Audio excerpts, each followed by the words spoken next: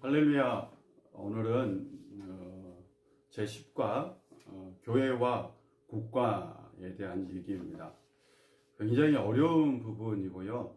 저도 교재만이 아니라 좀 공부를 좀 해야 했습니다. 그래서 별도의 공부를 좀 했다는 것을 꼭 좀 기억해 주시기를 바랍니다. 또한 교재에 충실하면서도 다른 얘기를 조금 하려고 합니다. 이것도 또한 이해해 주셨으면 좋겠습니다. 교회와 국가 참 어렵죠. 교회도 공동체이고요. 국가도 공동체입니다. 어떻게 보면 거대 공동체인데 어떤 면에서는 누가 더 큰 공동체냐라고 따지면 아마 교회 공동체가 더 큰 공동체라고 얘기할 수 있습니다. 교회를 보통 우리는 그냥 우일교회 하면 우일교회라고 또 얘기하고 이렇게 그냥 생각하기 쉬운데요. 원래 교회는 하나의 교회입니다. 그래서 공교회라고 표현합니다. 세계에 많은 교회가 있는데 그 교회가 다 곧 하나의 교회, 그것을 기독교라고 표현하죠.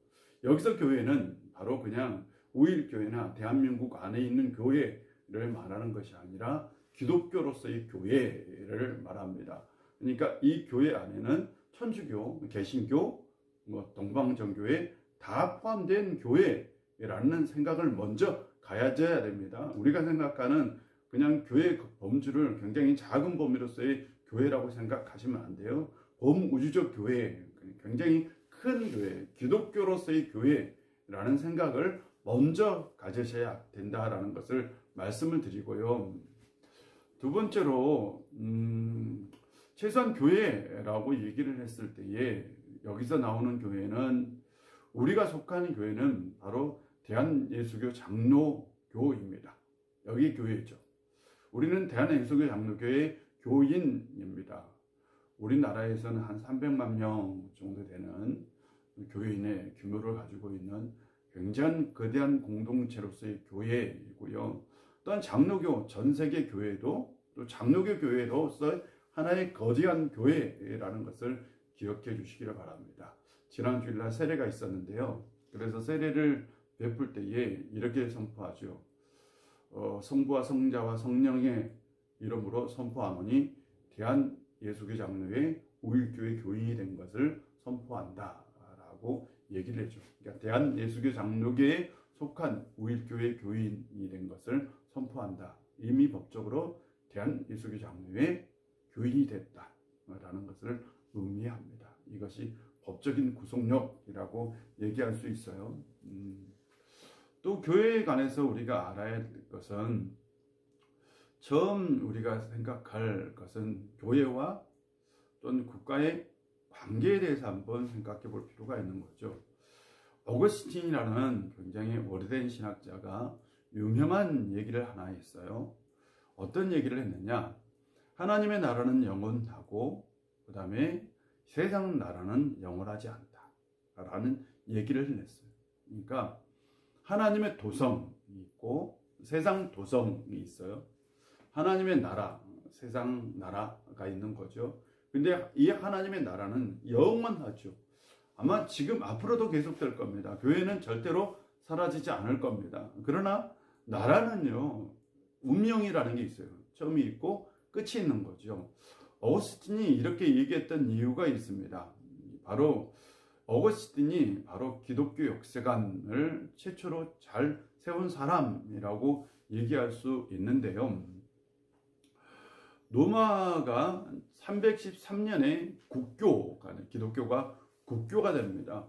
그런데 놀랍게 로마가 410년에 멸망을 해요. 그러니까 기독교가 국교가 된 지 한 100년 후에 로마가 멸망을 하죠. 그래서 그것도 이교도들에게 멸망을 합니다. 이교도들이 쳐들어와서 이 하나님의 나라인 교회, 그러니까 하나님의 나라라고 여겼던, 즉 로마가 굉장히 충격이 큰 거죠. 멸망했다고, 이교도들에게. 하나님을 믿는 사람들이 진 거죠. 그래서 엄청난 충격을 받았어요. 그래서 이교도들이 주장하기를, 야, 기독교 그거 별것 아니다 라고 얘기한 거죠. 기독교 나라가, 로마가 기독교 나라가 됐는데 결국 기독교가 로마를 지키지 못했다, 하나님이 지키지 못했다 라는 거죠. 그래서 어거스틴이 고민을 한 거죠. 역사가 뭐냐, 또 역사를 어떻게 바라볼 것이냐, 역사적으로 어떤 관점을 세워야 되느냐. 그가 14년 동안 하나님의 도성이라는 것을 집필합니다. 굉장히 방대한 도서죠. 여기서 로마의 멸망 원인을 얘기하면서 로마는 결코 하나님의 나라는 아니다 라는 얘기를 합니다. 이 세상 나라죠. 또한 로마는 이 세상 나라로서 하나님의 나라, 믿는 사람으로서의 믿는 나라로서의 역할을 잘 감당하지 못했다라고 얘기하고, 동시에 로마의 멸망을 통해서 이교도가 하나님을 믿는 전도의 복음이 전파되는 엄청난 놀라운 기회가 된 거죠. 그리고 나서 실은 유럽이 로마의 멸망을 통해서 유럽 지역에 복음이 전해져요. 그것 때문에 실질적으로는 이건 하나님의 섭리고 하나님의 예정이다. 그래서 이 어거스틴은 유명한 말을 남겼어요. 하나님의 나라는 영원하지만, 그러니까 하나님의 도성은 영원하지만 세상 나라는 영원하지 않다, 멸망한다 라는 얘기를 했어요. 그래서 이것을 우리가 잘못 이해하면 세상 나라와 하나님의 나라를 구분해서, 그래도 성과 속을 구분해서 하나님의 나라만, 우리가 말 그대로 예수님이 이루신 하나님의 나라만 영원할 것이고, 이 세상 나라는 무관심해야 된다, 아무런 상관이 없다, 이 세상 나라는 우리는 관심을 두지 않아야 된다 라는 생각을 가질 수 있어요. 그러나 어거스틴은 절대 그렇게 얘기하지 않았습니다. 다음 주에 제가 다시 한번 이 어거스틴에 대한 얘기를 다시 한번 할 텐데요. 어거스틴은 분명히 기독교인의 사회적 책임을 분명히 얘기합니다. 왜냐하면 그는 분명히 하나님의 예정과 하나님의 섭리를 얘기하고 있기 때문입니다. 이 세상에 국가라는 공동체가 있고 교회라는 공동체가 있어요. 두 거대한 공동체입니다. 역사 속에서 이 거대한 공동체는 대립되기도 하고, 또한 하나 되기도 하고, 또 서로 싸우기도 하고, 또 어떤 때는 기독교가 국가를 이기기도 하고, 나라를, 어떤 때는 국가가 기독교를 이기기도 하고, 어떤 때는 협력 관계를 맺기도 하고, 굉장히 복잡한 역사적 과정이 있었다는 것을 기억해 주셨으면 좋겠습니다. 그렇다면 먼저 국가에 대한 이해를 좀 할 필요가 있습니다. 국가란 뭐냐라는 거죠. 국가를 이해할 때에 우리가 보통 요즘 우리나라를 옛날 국가와는 다르죠. 그렇지 않습니까? 옛날 나라는 왕이 다스리는 나라, 왕이 다스리는 국가라고 얘기할 수 있어요. 근데 지금의 국가, 레이션 스테이트, 이 나라는 뭐냐면 국민국가라고 표현합니다. 국민국가. 그러니까 국민국가는 이제 여기 국민국가라고 얘기했는데, 국민이 주권을 가진 나라라고 표현할 수 있어요. 그래서 국민이 주권을 가진 나라라고 얘기하는데, 여기서 국가에 3요소가 있죠. 바로 국민, 영토, 주권이죠. 그러니까 영토가 있고 그 나라의 주권이 있고, 그리고 국민이 있을 때에 나라가, 국가가 형성되는 거죠. 그래서 외국의 지배를 받지 않는 나라를 국가라고 얘기하는데요. 이 국민 국가는 역사적으로 한 100년밖에 안 돼요. 굉장히 짧아요. 그 이전에는 왕이 다스리는 왕정 국가가 있었죠. 그렇지 않습니까? 왕정 국가 있었고, 그 이전에는 민족 국가도 있었고, 그 이전에는 부족 국가도 있었죠. 그러니까 다양한 역사 속에는 다양한 국가들이 있었어요. 민족 국가, 왕정 국가. 고대에는, 그리스에는 또 시민 국가도 있었어요. 시민 국가. 이런 다양한 국가가 있고요. 지금도요. 국가는 정치 체제에 따라 다릅니다. 세상 대부분의 나라들은 정치 체제를 민주주의 정치 체제를 가지고 있죠. 우리도 민주주의 정치 체제입니다. 그런데 공산주의를 가지고 있는 나라도 있어요. 중국은 공산주의고 북한은 공산주의에서도 좀 더 나아가는 독재 공산주의라고 표현할 수 있어요. 그러니까 1인 독재 공산주의라고 공산주의 국가 북한은 솔직히 표현하면 독재 국가에 가깝습니다. 그 다음에 왕정 국가도 있어요. 왕정. 지금도 왕이 다스리는 나라가 있어요. 아랍에미리트 이런 나라. 중동에도 왕이 다스리는 나라들이 있습니다. 지금도 왕정을 하는 왕이 존재하는 나라 말고 실제로 왕이 다스리는 나라가 있어요. 왕정 국가입니다. 특별히 중동 지역의 나라들은 이제 정치와 종교가 일치합니다. 정치, 종교가 일치하는데 대부분의 민주국가나 공산국가에는 정치, 종교, 그러니까 종교 분리라고 얘기하죠. 정치와 종교가 분리되어 있어요. 그러나 또 독일이나 스위스 같은 유럽 국가들을 보면 국가 안에 종교가 있어요. 국가 종교라고 표현하죠. 기독교가 국가의 종교입니다. 공식적인 종교. 그래서 종속 경교세를 내고 성직자도 국가에서 월급을 받는, 그래서 국가에 귀속된 사람들이라고 표현하죠. 이런 나라들도 있어요. 그렇다면 현대사에서 국가와 종교는 나라마다 좀 관계가 다르다. 나라마다. 근데 우리나라는 민주주의를 채택하고 있고 민주주의 국가이고 민주주의 국가 안에서 정교 분리 정책을 가지고 있다라는 것을 우리는 기억해야 합니다. 정교 분리입니다. 우리는 정치와 종교가 분리되어 있습니다. 그러니까 교회와 정치가 분리되어 있다라는 것을 보시면 되겠어요. 그렇다면 이제 예수님이 말씀하신 국가가 있나? 예수님은 국가에 대해서 어떻게 생각을 했느냐라는 거죠.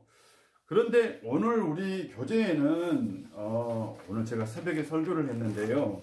새벽에 설교했던 본문을 좀 가지고 나왔더라고요. 그래서 새벽 설교가 가이사 것은 가이사에게 그리고 하나님의 것은 하나님께 라는 그 본문을 가지고 실은 예수님의 국가관을 설명을 했는데 저는 이 본문은 실은 이게 정치적 질문은 아니다 라고 생각합니다. 이건 정치적 질문을 한 게 아니에요.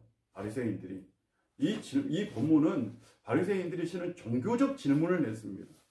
우리가 이방인 왕에게, 그러니까 이방인 이교자지, 이교도 왕에게 세금을 바치는 것이 하나님 율법에 맞습니까? 라는 질문을 한 거예요. 굉장히 종교적 질문이지 이게 정치적 질문이다 라고 말할 수는 없어요. 그런데 이것을 이 본문을 가지고 와서 예수님에 대한 국가관을 설명을 했는데 실은 복음서에서 예수님의 국가관은 안 나와요. 예수님의 나라, 국가에 대해서 어떻게 얘기했는지 전혀 그런 얘기가 없어요. 거의 잘 안 나와요. 그런데 어디에서 나오느냐 보면 예수님께서 십자가에 못 박히기 전 이제 빌라도의 신문을 받습니다. 빌라도의 신문을 받을 때에 빌라도와 대화가 나와요. 예수님과 빌라도가 대화를 합니다. 그때에 빌라도가 예수님을 이렇게 질문을 해요. 이런 질문을 합니다. 제가 말씀해 드릴게요. 내가 유대 사람의 왕이냐라고, 그러니까 유대인의 왕이냐라는 질문을 하죠. 예수님께서 대답하셨어요. 내가 하는 그 말은 내 생각에서 나온 말이냐? 그렇지 않으면 나를 두고 다른 사람들이 말하여 준 것이냐? 라는 오히려 반문을 하죠. 야, 네가 지금 네가 생각해서 한 말이냐? 아니면 다른 사람이 물어보라고 한 얘기냐? 라는 반문을 하는 거죠. 빌라도가 다시 대답합니다. 묻죠. 내가 유대인이라면 내 동족 제사장들이 너를 내게 넘겼다. 너는 무슨 일을 저질렀느냐? 네가 무슨 일을 저질러서 무슨 일을 해서 지금 너의 동족들이 너를 나한테 넘겼느냐? 라는 질문을 합니다. 너가 어떤 나쁜 일을 했느냐? 라는 거죠. 예수님께서 대답합니다. 여기서 나오죠. 내 나라는, 다른 말로 표현하면 내 국가는 이 세상에 속한 것이 아니다. 내 국가는 내 국가가 세상에 속한 것이라면 내 부하들이 싸워서 나를 유대 사람들의 손에서 넘겨지지 않게 했을 것이다. 그러나 내 국가는 이 세상에 속한 것이 아니다 라고 얘기합니다. 여기서 나라라고 표현했는데 이 나라를 실은 국가라고 얘기할 수도 있죠. 그렇지 않습니까? 나라, 국가. 예수님이 말씀하신 나라 또는 예수님이 다시는 국가는 이 세상에 속한 것이 아니다 라고 얘기하죠. 빌라도가 물어요. 야, 네가 그럼 왕이냐? 그러니까 내 나라가 있다, 내 국가가 있다 라고 얘기한 거죠. 예수님이 실은. 그러니까 빌라도가 묻는 거죠. 야, 그럼 네 진짜 왕이야? 라고 묻는 거죠. 예수님께서 대답했어요. I am king 라고 대답. 네 말대로 나는 킹이다. 나는 진리를 증언하러 태어났으며 진리를 증언하러 세상에 왔다. 진리에 속한 사람은 누구나 내 하는 말을 듣는다. 나는 킹인데 나는 진리를 전하는 킹이다 라는 말씀을 하는 거죠. 그래서 빌라도가 묻죠. 진리가 뭐냐? 라고 질문해 놓고는 예수님의 대답을 듣지 않고 그냥 가버린 거죠. 예수님께서 말씀하셨어요. 세상 나라가 있고 예수님의 나라가 있다. 세상 나라가 있고 예수님의 나라가 있는데 예수님은 이 세상 왕으로 오신 게 아니에요. 예수님은 세상 왕이 되기 위해서 오신 게 아니에요. 예수님은 실은 하나님 나라의 왕이 되기 위해서 오셨습니다. 예수님은 세상 나라와 하나님의 나라를 긴장 관계로 보지 않았어요. 전혀 긴장 관계로 보지 않았으니까 대립 관계로 보지 않았습니다. 왜냐하면 전혀 다른 나라예요. 전혀 다른 나라. 세상 왕국과 하나님 나라의 왕국은 완전히 달라요. 성격도 다르고요. 또한 유지해 가는 것도 다르고요. 또한 뭐 여러 가지 달라요. 일단 방법도 다른 거죠. 그러니까 로마 제국과 대립한다고 하나님 나라를 세울 수 없는 게 아니에요. 로마 제국, 강력한 로마 제국, 그 당시에 엄청난 강력한 로마 국가와 대립하지 않는다고 해서 막 그 나라와 싸워야지 하나님 나라를 세울 수 있는 게 아니야. 싸우지 않아도 하나님 나라를 세울 수 있어요. 그런데 뭐하러 싸울 필요가 있어요? 없어요? 전혀 없어요. 실은 하나님 나라는 세상 나라와 대립해서 세워지는 게 아닙니다. 전혀 대립해서 세워지지 않는 게 하나님의 나라입니다. 대립하지 않고도 세울 수 있어요. 하나님의 나라는. 하나님의 나라는 세상 나라와 싸우지 않고도 이 세상 속에서도 하나님의 나라를 세울 수 있어요. 대단한 나라 아닙니까? 세상 나라와 싸울 필요가 없어. 역사 속에서 교회가 세상 나라와 싸울 필요가 없어. 실질적으로. 뭐가 싸웠느냐? 이념과 싸운 거죠. 실은 종교와의 싸움인 거죠. 실은 믿지 않는 사람과의 싸움인 것이지 세상 어떤 권력, 나라와 싸움은 하지 않아요. 기독교가. 왜? 전혀 의미가 없어요. 세상 나라와 싸운다고 해서 기독교가 뭐 파괴되고 없어지지 그런 건 아닌 것 같아요. 물론 역사 속에서는 나중에 영향을 받습니다. 기독교가 어느 나라에 들어갔어요. 근데 그 나라의 어떤 정치적 성향 때문에 실제적으로 기독교가 완전히 사라지는 경우가 많죠. 그래서 실은 그 나라가 가지고 있는 그 나라의 왕 체제와 싸울 때로 있었어요. 그러나 예수님의 말씀에 의하면 진짜 복음은 세상 나라와 싸울 필요가 없다라는 것을 얘기하죠. 왜? 완전히 성격이 다른 나라이기 때문에 그 말씀을 하신 거죠. 그런 의미에서 예수님의 나라는 어떻게 보면 이 세상 나라는 보이는 나라, 예수님의 나라는 보이지 않는 나라. 어거스틴의 말하는 하나님의 도성인 거죠. 하나님의 도성은 영원합니다. 하나님의 도성은 절대로 무너질 수 없습니다. 예수님이 세우신 나라 무너질까요? 절대로 무너지지 않습니다. 저도 그렇게 믿어요. 앞으로도 영원토록 무너지지 않을 거예요. 무너질 것 같아요? 아니요, 안 무너져요. 왜요? 영적인 나라, 하나님의 나라이기 때문입니다. 이 세상 나라와 속성 자체가 달라요. 이 세상 나라는 시작이 있어요. 또 끝이 있습니다. 그런데 하나님의 나라는 끝이 없어요.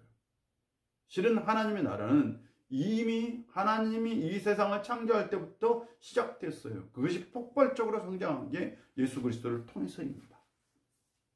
대단한 나라죠, 하나님의 나라는. 그러므로 하나님 나라는 절대로 무너지지 않는 나라다라는 이 어른의 얘기가 참 맞습니다. 예수님께서 생각하신 이 세상 국가와 또한 우리가 말하고 있는 흔히 교회는 서로 대립할 필요가 있다 없다? 없다요. 전혀 대립할 필요가 없다.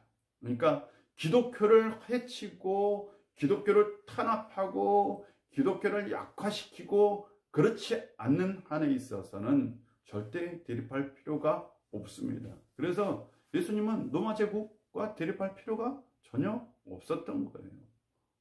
그래서 예수님은 로마 제국에 대해서 막 정치적으로 막 그 당시 여심당원들처럼 막 대항하고 또 반란을 일으키고 조장하고 전혀 그렇지 않았습니다. 예수님의 복음 전하는 방법은 그 당시, 그러니까 예수님의 하나님의 나라를, 자기 나라를 세우는 방식은 그 당시 세상 사람들이 세우는 나라의 방식과 전혀 달랐다라는 것을 기억하시면 되겠어요. 그러니까 예수님은 세상 나라와 이렇게 대립해서 뭔가를 하시지 않았다라는 것을 기억하시고요. 바울의 국가관입니다. 바울의 국가관을 우리는 대부분 로마서 13장 1절부터 7절에서 얘기합니다. 이 바울의 국가관을 흔히 읽어볼게요. 각 사람은 위에 있는 권세들에게 복종하라. 권세는 하나님으로부터 나지 않음이 없나니 모든 권세는 하나님께서 정하신 바라. 그러므로 권세를 거스리는 자는 하나님의 명령을 거스림이니 거스린 자들은 심판을 자취하리라 라고 얘기합니다. 실은 바울은 세상 권세도 하나님이 주신 거다라는 인식을 갖습니다. 그러니까 위에 있는 권세는 하나님으로부터 온 권세다라는 얘기합니다. 하나님으로부터 온 권세라면 순종해야죠. 하나님으로부터 왔다. 그렇다면 바로 그 위의 권세가 추구해야 할 것은 뭐냐? 선이라는 거. 악이 아닙니다. 하나님으로부터 온 권세는 반드시 선을 추구해야 합니다. 악을 추구하는 건 하나님으로부터 온 권세를 잘못 사용하고 있는 겁니다. 악하게 사용하고 있는 겁니다. 그건 잘못된 겁니다. 잘못된 거에 대해서는 분명히 저항해야 되겠죠. 만약에 위로부터 온 권세가 있고 그것을 선하게 백성을 위해서 사용한 권세라면 그건 분명히 그 권세에 대해서 순종하라 라는 얘기를 하는 거죠. 그래서 위의 권세가 선을 추구한다면 바울은 그에 대해서 순종하라 라고 얘기하고요. 위에 권세 있는 사람들은 그 권세가 하나님으로부터 왔다라는 것을 믿어야 합니다.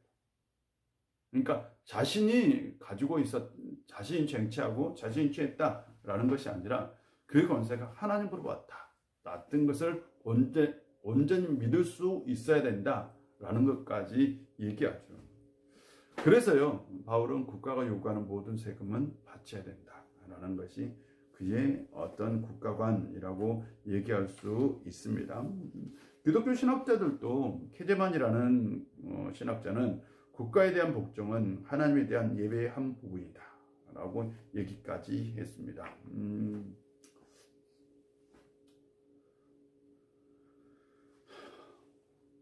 참 어렵죠. 그러니까 국가 지도자가 잘못된 길을 걸어간다, 불의한다, 그에 대해서는 분명히 저항해야 되겠지만 만약 국가 지도자가 선을 추구하고 또한 그 국가 지도자가 정말 백성을 위한다면 그 지도자에게 순종해야 하는 것이 맞는 거죠.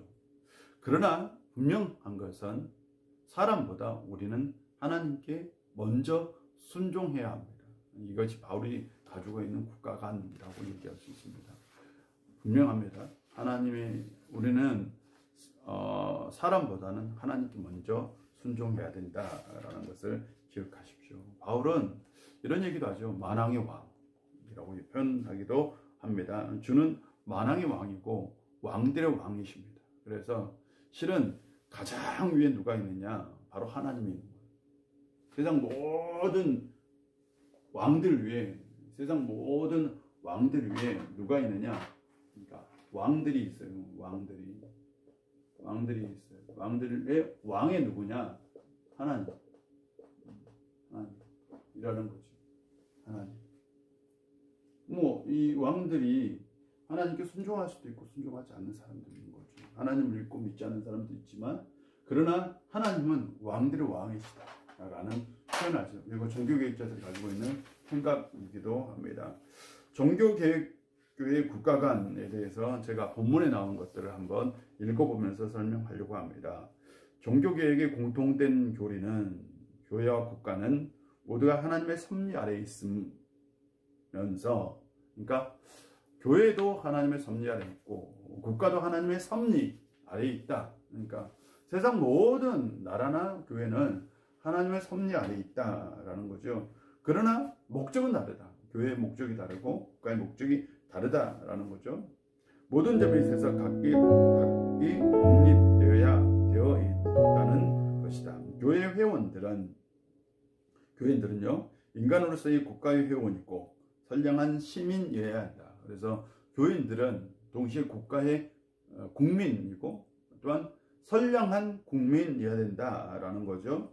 국가정부는 국민의 시민권을 보호하기 위한 신적인 기관이다. 그러므로 국가정부는 국민의 신분과 재산에 관한 모든 문제에 대한 권리를 규정하고 그 확인과 행사를 조절하며 그 자체의 보전에 필요한 모든 수단을 제정할 권위를 신에게 받았다. 그러니까 국가정부는 아까도 얘기했지만 이게 바울의 국가관인데요. 국가정부는 원래가 국가가 가지고 있는 정부 또는 리더는 자기가 가지고 있는 이 어떤 권위를 신에게로부터 왔다라는 의식을 가지고 있어야 된다라는 거죠. 교회는 인간을 구원하기 위한 신적인 기관이고요. 국가는 백성을 보호하기 위한 신적인 기관이다라는 것이 바로 이 개혁교회가 가지고 있는 국가에 대한 이해입니다. 그러니까 국가도 신적인 기관이고요. 교회도 신적인 기관이다라는 것이 개혁교회가 추구하는 겁니다. 그러니까 이 개혁교회는 잘 들어보십시오. 국가가 교회가 있는데 교회는 복음을 위한, 그러니까 인간을 구원하기 위한 신적인 기관, 또한 국가는 인간의 생명권을 보호하기 위한 신적인 기관으로 이해한 거예요. 그렇게 이해하는 겁니다. 안 그런 나라도 있어요. 안 그런 나라 분명히 있어요. 그런데 개혁교회가 추구하는 국가관이 그렇다라는 겁니다. 개혁교회가 추구하는 국가관, 또 국가는 그래야 된다라는 것을 얘기하고 있는 거죠. 그러므로 국가의 교회에 대한 의무가 있어요. 국가는 신적인 기관이며 그 관원들은 하나님의 뭘까요? 사자들이어야 된다. 이게 개혁교회가 가지고 있는 국가관이라는 거예요. 개혁교회는 국가를 그렇게 이해했고요. 또한 국가는 그래야 된다. 모두가 다 국가에 봉사하는 모든 사람들은 공무원들이죠. 하나님의 사역자들이어야 된다라는 것까지 굉장히 앞서 나가는 거죠. 개혁교회에는 이게 이제 유럽에서 나오는 개혁교회가 유럽에서 시작됐기 때문에 그 당시 정교가 분리되지 않았어요. 정치와 종교가 좀 일치성을 가지고 있었기 때문에 종교가 굉장히 지대한 영향력을 가지고 있었죠. 그래서 이런 얘기들이 나왔던 거예요. 국가에 대한 교회 의무가 있어요. 교회 공동체 재산 위에 행사하는 법적 권위에 있어서 국가에 순종해야 되고요. 교회는 복음 전파하기 위하여 교회의 모든 합법적 수단을 사용해야 한다. 그러니까 교회가 반드시 법적으로 합법적으로 어떤 일을 해야 된다라는 얘기를 하는 거예요. 불법을 저질러서는 안 된다. 그리고 국가에 순종해야 된다. 교회가. 반대로 국가는 어떻게 해야 될까요? 국가도 일단 신적인 기관으로서 교회를 보호하고 또한 이렇게 잘 관리할 책임도 있는 거죠. 교회와 국가는 역사적으로 굉장히 긴장 관계에 있기도 했고요. 뭐 이런 관계가 있었어요. 예를 들어서 역사적으로 보면 국가와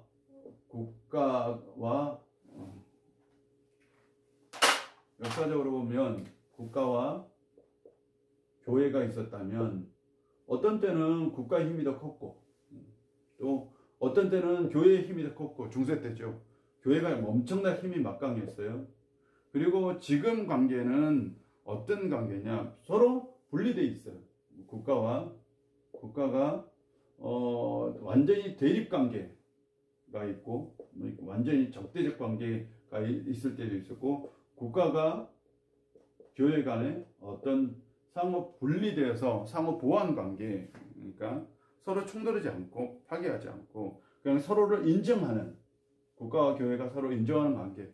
어떻게 보면 현대사회라고 현대 어떤 체제라고 특별히 국민국가 안에서는 이 체제가 강합니다.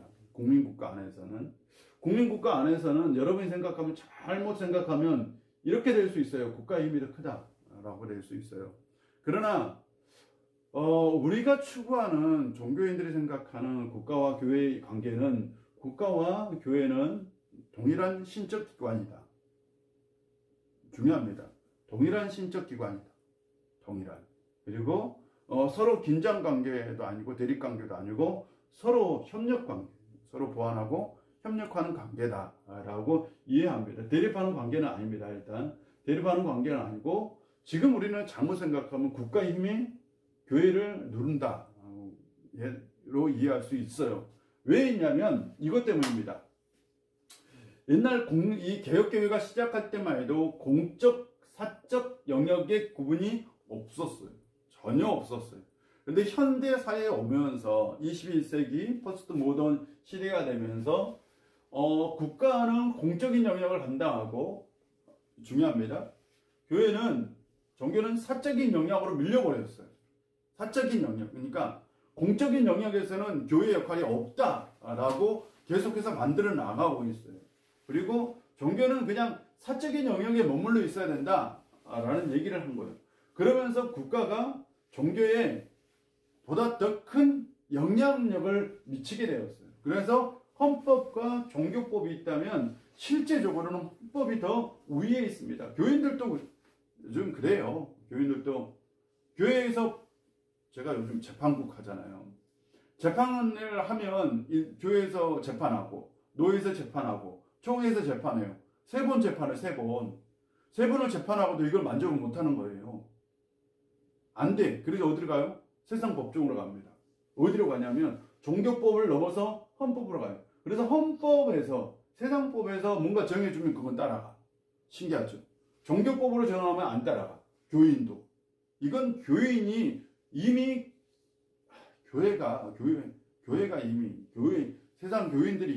교인들이 어떻게 보면 이미 헌법을 위에 두고 있는 거예요. 실제적으로 뭐 교회가 자유를 지켜야 되고 교회가 뭐 보호를 받아야 되고 교회와 국가는 동일한 기관이다. 동일한 힘을 가지고 있다. 교회는 신앙의 자유가 있다. 그래서 헌법으로부터 분리되어 있다. 종교법이 더 우선이다. 하나님의 법이 더 우선이다. 교회가 얘기해요. 그러나 실제로 무슨 일이 일어나면 다 어디로 가요? 헌법으로 가버려. 헌법으로 갑니다. 공적인 영역으로 넘어가. 사적인 영역. 이건 우리는 사적인 영역이었다. 그래서 공적인 것으로 맡기다. 그래서 실제적으로 보면 실은 국가의 힘이 더 크게 보여요. 실제적으로 국가의 힘이 종교의 힘을 누르고 있는 것처럼 보여요. 특별히 우리나라 국민국가, 대한민국 안에서는 그렇게 보여요. 그러나 정말 교회를 이해하는 면에 있어서 교회를 어떻게 이해하느냐라는 면이죠. 다시 말씀드리면 그래서 처음부터 제가 어거스틴 얘기를 했죠. 교회를 어떻게 이해하느냐. 교회를 세계교회, 기독교 이걸 또는 하나의 보편적인 뭐 사도적인 이런 얘기도 합니다. 사도적인, 도적인, 또는 우주적인 우주적인 교회다. 근데 가장 중요한 게 하나의 교회입니다. 이게 제일 먼저예요. 하나의 교회로서의 기독교입니다. 엄청나게 큰 기관이죠. 이게 어떻게 보면 대한민국이라는 어떤 기관이나 어떤 이 공동체보다는 기독교라는 공동체가 원래는 더 큰 공동체죠. 세계적으로 우주적이죠. 우주적이고 보편적이고 하나의 교회입니다. 그런데 교회가 힘이 없는 건 실제적으로 대한민국 안에서 이런 어떤 보편적인 하나의 교회, 우주적인 하나의 교회를 추구하지 않고 각 개별적 교회로서, 우일교회로서 교회 맞잖아요. 무슨 교회로서의 교회, 그 인식만 가지고 있는 거예요. 기독교인들이. 그래서 실은 사적인 영역에서 공적인 영역으로 넘어오지를 못해요. 그리고 지금까지 교회가, 특별히 한국 교회가 어떤 인식을 가졌느냐? 종교는 분리되어 있다. 정치와 종교는 완전히 종교는 완전히 분리되어 있다라고 생각합니다. 타협, 범접할 수 없는 영역이다. 그래서 종교는 정치에 대해서 절대 얘기를 해서 안 된다. 그래서 한국 보수, 옛날 한국 어떤 보수 종교가 가지고 있던 이 개념이었어요. 그래서 뭐 독재를 해도 말을 못했었어요. 그런데 이제는 좀 달라져야 하는 거죠. 교회는 하나님이 세우신 기관이고 국가도 하나님이 세우신 신적인 기관이라면 서로 동등한 관계에서 서로 보완 협력하는 관계가 된 거죠. 둘 다 교회는 사람을 구원하는 공동체로서의 신적 기관이고 국가는 사람의 생명을 보호하는 기관, 신적 기관이다 라는 거죠. 이런 인식을 먼저 우리가 가져야 됩니다. 이런 인식을. 때로는 그래서 우리가 정치적 참여도 할 수 있는 겁니다. 때로는 우리가 좋은 면에서 정치적 참여를 할 수도 있고 또한 저항의 측면에서 정치적 참여도 할 수 있는 겁니다. 왜 우리가 정치적 참여를 할 수 있느냐? 우리는 국민이기 때문입니다. 그러니까 국민이기 때문에 정치적 참여할 수도 있고 우리는 또한 하나의 교회로서의 어떤 힘을 가지고 있기 때문에 구성원이기 때문에 또한 정치적 참여도 할 수 있다라는 얘기입니다. 오늘 국가와 교회에 대한 얘기를 했는데 국가가 과연 교회를 넘어서느냐 이게 중요합니다. 아니 그렇지는 않아요. 그러면 옛날 중세 때는 교회가 국가를 지배했어요. 그러니까 지금은 국가가 교회를 지배하느냐? 그건 아닌 것 같아요. 국가가 교회를 지배해서도 안 되고 교회가 국가를 지배해서도 안 됩니다. 지금은 그게 조금 약간 떨어져 있어요. 떨어져 있어서 대립하는 관계는 아니고 서로 협력하는 관계가 돼야 된다라는 말씀을 드립니다. 예. 참 어려운 주제인데요. 어려운 주제인데 혹시 질문이 있다면 저한테 문자를 보내시면 되겠습니다. 우리가 나눌 야고보서의 말씀은 3장입니다. 3장 1절부터 보니까 11절까지요.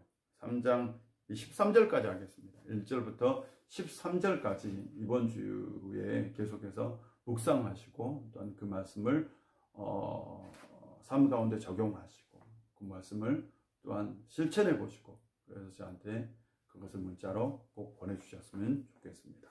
3장 오늘 1절부터 13절까지 좀 깁니다. 1절부터 13절까지 한 절 한 절 읽고 꼭 묵상해 보시길 바랍니다.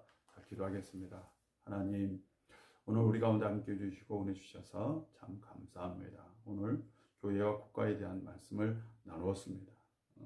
혹시라도 이해가 되지 않았던 건 다시 듣고 이해하게 해주시고 또한 잘못 전달된 것이 있다면 성령께서 바르게 전달하게 하여 주시옵시고 또한 국가와 교회의 관계를 또한 교회와 국가 관계를 바르게 이해하고 이 세상에서 살아갈 수 있는 저희들 되게 하여 주옵소서.